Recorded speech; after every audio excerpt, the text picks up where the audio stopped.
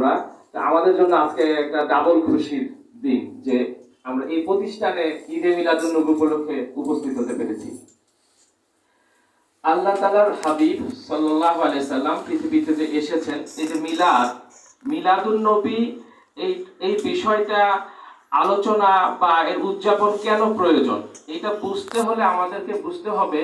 যে কার মিলাদ, তার পরিচয় কি, তার মর্যাদা কি, এবং তিনি যে মিলাদ আগমন করেছেন সেই সময় কি এটা স্বাভাবিকভাবে হয়েছিল নাকি এর মধ্যে কোনো অলৌকিকতা ছিল, এবং সেই সাথে কনটেক্সচুয়াল অ্যানালাইসিস, তিনি যখন পৃথিবীতে এসেছিলেন তখন সেটার প্রেক্ষাপট কেমন ছিল, এবং তিনি এসে এই পৃথিবীতে মানব সভ্যতায় বিশ্ব ইতিহাসে কি কি অবদান রেখেছেন, কি কি মেসেজ দিয়ে গিয়েছেন, সেই প্রেক্ষিতে যদি আমরা দেখি যে আল্লাহ তাআলার হাবিব হযরত আহমদ মুজতবা মুহাম্মদ মুস্তাফা সাল্লাল্লাহু আলাইহি সাল্লাম যখন পৃথিবীতে আসেন, আমরা বিভিন্ন আলোচনায় চলে এসেছে তার মর্যাদা, আল্লাহ তাআলার পরেই যার স্থান, যাকে সৃষ্টি না করলে কোনো কিছু সৃষ্টি হতো না। তো আল্লাহ তাআলার হাবিব সাল্লাল্লাহু আলাইহি ওয়াসাল্লাম যখন পৃথিবীতে শুভাগমন করেন, তার আবির্ভাব হয়, সেই সময় এত অলৌকিক বিষয় ঘটনা ঘটেছিল সেই সময়টায়, সুবহে সাদিকের সেই সময়টায়, সেটা সিরাতের গ্রন্থগুলোতে আমরা দেখতে পাই। সিরাত ইবনে হিশামে, সিরাতে হালাবিয়া, সাইয়্যিদুল মুরসালিন, মাদারিজুন নবুওয়াত, দালাইলুন নবুওয়াত, বিভিন্ন কিতাবের মধ্যে শুরুতেই অলৌকিক বিষয়গুলো চলে এসেছে। তার মধ্যে একটা কথা না বললেই নয় যে আল্লাহ তাআলা রাসূল সাল্লাল্লাহু আলাইহি ওয়াসাল্লাম যখন পৃথিবীতে আসেন তখন সেই প্রেক্ষাপটে তার আম্মা আমেনা রাদিয়াল্লাহু আনহা যখন প্রসবকালীন সময় ঘটে, তখন আল্লাহ তাআলার পক্ষ থেকে আধ্যাত্মিকভাবে হযরত আসিয়া এবং হযরত বিবি মরিয়ম আলাইহিস সালামকে সেবিকা হিসেবে প্রেরণ করা হয়। আজকে আমরা দেখি ঈসা আলাইহিস সালামের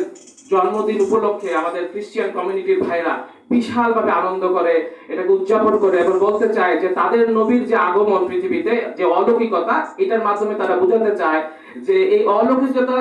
ঈসা আলাইহিস সালামের নবীদের মধ্যে মর্যাদাকে ইঙ্গিত করে। তো আমরা যদি দেখি যে আমাদের নবীর আগমনের সময় স্বয়ং ঈসা আলাইহিস সালামের মা আমাদের নবীর মায়ের সেবিকা হিসেবে আল্লাহ তাআলা তাকে প্রেরণ করেছিলেন, এবং ওই সময়ে আল্লাহ তাআলা এমন কিছু মেসেজ দিয়েছেন যে 360টা মূর্তি ছিল কাবা শরীফকে কেন্দ্র করে। যেই সময় আল্লাহর হাবিবের পৃথিবীতে শুভাগমন হয়, এই মূর্তিগুলো উপর হয়ে সিজদায় পড়ে গিয়েছিল কাবা শরীফের দিকে। প্রায় আমরা জানি যে আমাদের শিখা অনির্বাণ আছে, সেই সময় আরবে প্রায় 1000 বছর ধরে একটা অনির্বাণ, একটা শিখা প্রজ্বলিত ছিল। ওই আল্লাহর হাবিবের পৃথিবীতে আগমনের সময় সেই শিখাটা নিভে গিয়েছিল। প্রায় 1000 বছর যাবত একটা রথ এটা প্রবাহমান ছিল, কিন্তু আল্লাহর হাবিবের আগমনের মাধ্যমে সেটা শুষ্ক হয়ে যায়। একটা নদী ছিল, প্রায় 1000 বছর যাবত এটা প্রবাহিত ছিল, আল্লাহর হাবিবের আগমনের মাধ্যমে সেটা, সেই নদী আবারও শুষ্ক ছিল, এটা আবারও প্রভাবিত হয়, আবার যেটা প্রবাহিত ছিল সেটা আবারও শুষ্ক হয়ে যায়, এবং ওই সময় বিভিন্ন রাজা বাদশাদের সিংহাসন উল্টে গিয়েছিল।